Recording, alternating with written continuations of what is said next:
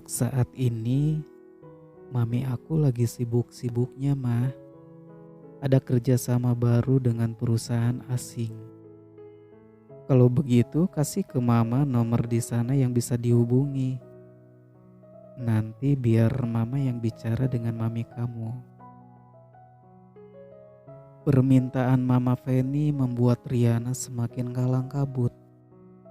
Ia mengasah otak demi mencari alasan yang paling masuk akal untuk diberikan kepada mama Feni. Mami sulit dihubungi beberapa hari ini, mah. Aku saja sudah beberapa hari tidak komunikasi. Riana mencoba menyembunyikan rasa gugup dengan senyuman. Tapi nanti aku akan bicara dengan mami dan minta untuk meluangkan waktu. Harus begitu, Riana. Masa hari penting anaknya tidak datang? Riana hanya mengulas senyum sambil meraba punggung lehernya. Oh, ya mah. Sore ini kita jadi fitting gaun kan?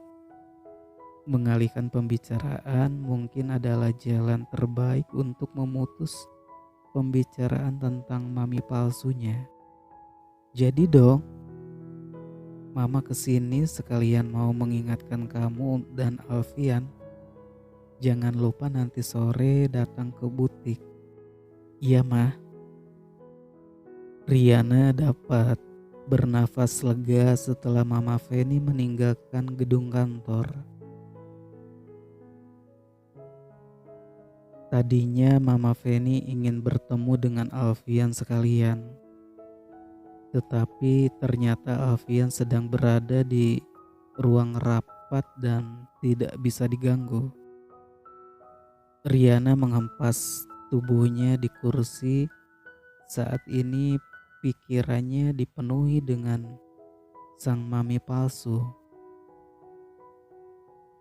Sepertinya mama Feni benar-benar ingin agar calon besannya datang ke acara pertunangan itu. Hampir 1 jam Riana duduk dalam kebimbangan. Hingga Alfian terlihat berjalan menuju ruangannya. Riana langsung berdiri dan mengikuti langkah laki-laki itu. Al, tadi mama kamu kesini, ucap Riana. Seperti biasa Alfian selalu bersikap acuh tak acuh. Padahal Riana adalah calon istrinya dan sudah seharusnya Alfian memperlakukannya dengan lebih lembut.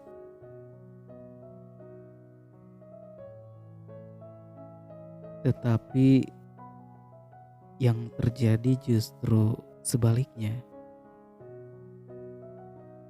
Riana kadang dibuat kesal karena sikap Alfian ini. Mama kamu bilang sore ini kita harus ke butik buat fitting pakaian untuk acara pertunangan nanti. Alfian duduk di kursi tanpa mengindahkan ucapan Riana.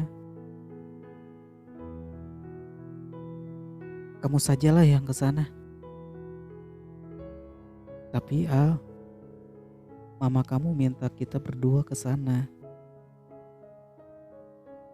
Lagi pula apa susahnya sih kamu meluangkan sedikit waktu? Ucapan Riana yang terkesan mendesak membuat Alfian menghunus tatapan tajam.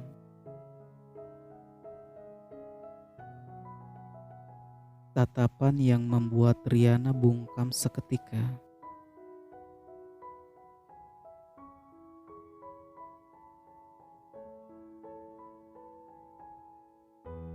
Kamu baru akan jadi tunanganku, bukan istriku. Jadi jangan suka mengaturku karena aku tidak suka. Baiklah. Tidak apa-apa, maaf. Baiklah, tidak apa-apa. Maaf kalau aku terkesan memaksa. Ucapnya sambil berusaha mengalah meski hati terasa dongkol. Sekarang keluar, aku sedang tidak mau diganggu. Tapi apa aku harus ingatkan kalau di kantor status kamu hanya seorang sekretaris, tidak lebih? Kekesalan merasuk semakin dalam ke hati Riana. Untuk saat ini ia memang bukan siapa-siapa bagi Alfian. Tapi lihat saja nanti kalau sudah menikah. Dia akan membuat Alfian tunduk sepenuhnya. Tanpa banyak kata, Riana langsung keluar dari ruangan sang presdir. Ia memilih pergi ke lantai teratas gedung pencakar langit itu untuk mendinginkan hati.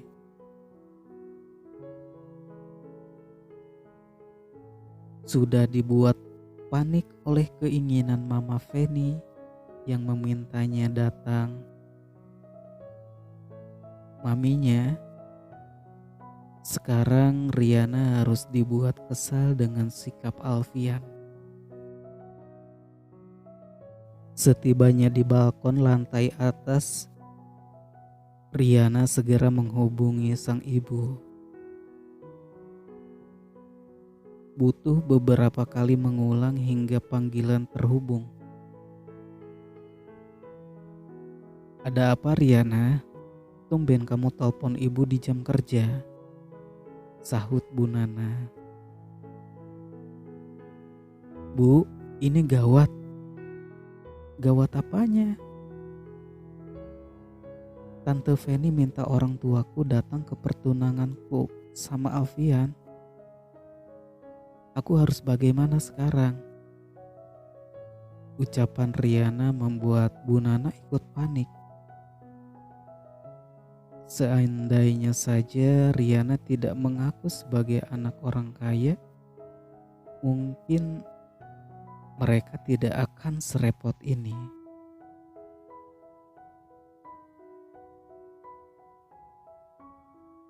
Kamu juga sih, kenapa harus pura-pura segala?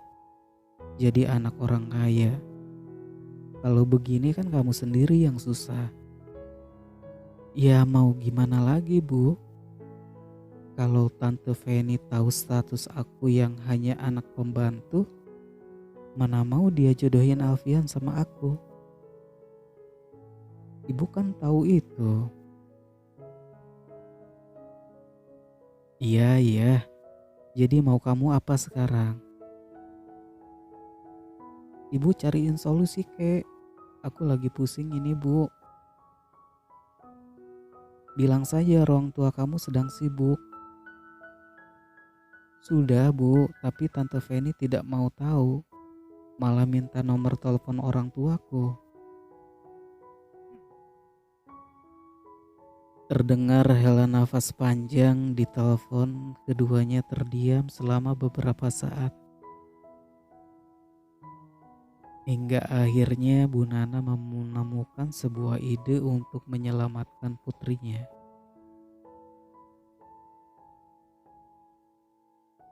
Kalau sudah tidak ada jalan lain, kamu sewa orang saja untuk pura-pura menjadi mami kamu.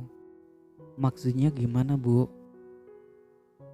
Ibu punya teman, kamu bisa sewa dia untuk pura-pura menjadi mami kamu di acara pertunangan nanti.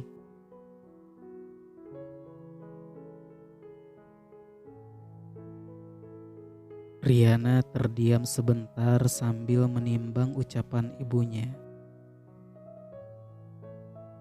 Sepertinya apa yang dikatakan Bu Nana masuk akal. Tapi teman ibu itu tidak akan buat aku malu kan? Tenang saja Riana.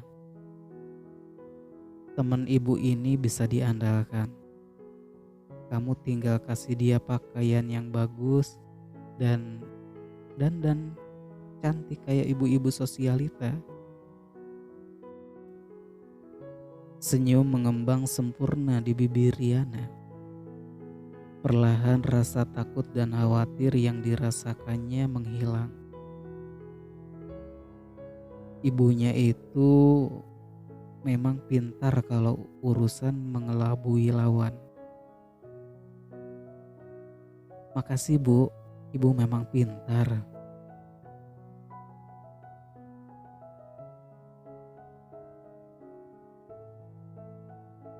Hingga sore menjelang, Riana harus kembali menelan kekecewaan. Alfian benar-benar tidak datang ke butik untuk melakukan fitting pakaian.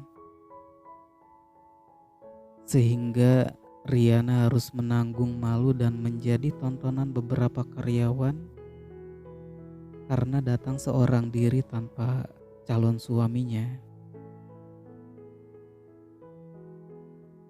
Alfian hanya berpesan agar karyawan butik mengantarkan setelan tuxedo tersebut ke apartemen pribadinya. Namun Riana memutuskan untuk membawakan sendiri. Saat ini Riana sudah berada di dalam lift khusus yang akan mengantarkannya ke lantai paling atas gedung apartemen mewah itu.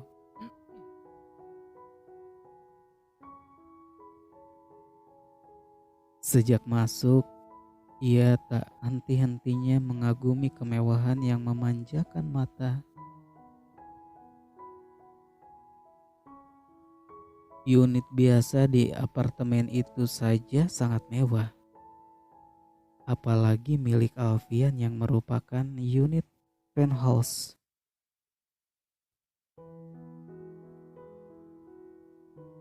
Riana sudah membayangkan betapa menyenangkannya kehidupannya nanti setelah menikah dengan Alfian.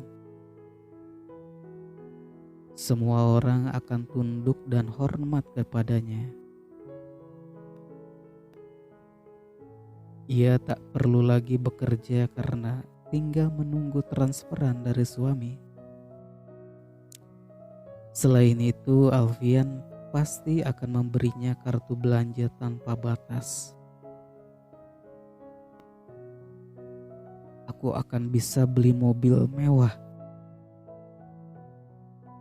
tinggal di rumah spek istana, jalan-jalan keliling Eropa, atau perawatan kecantikan yang mahal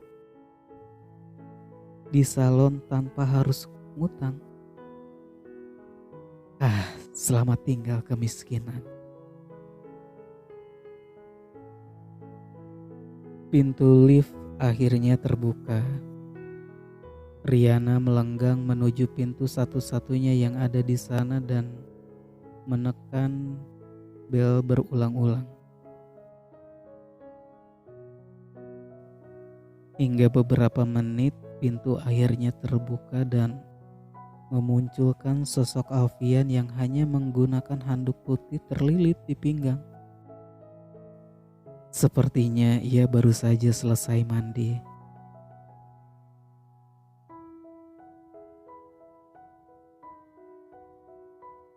Riana terpaku di tempat, memandangi setiap pahatan sempurna di tubuh Alfian yang atletis dan menggoda.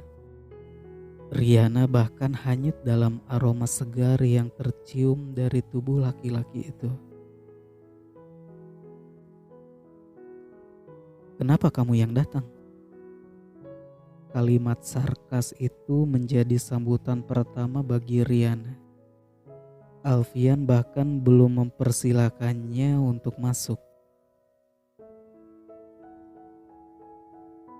Karyawan butiknya sibuk, jadi aku yang bawakan pakaian kamu. Kebetulan aku lewat sekitar sini. Tanpa dipersilakan, Riana langsung saja masuk. Ia harus kembali terpukau dengan kemewahan penthouse super mewah milik Alfian.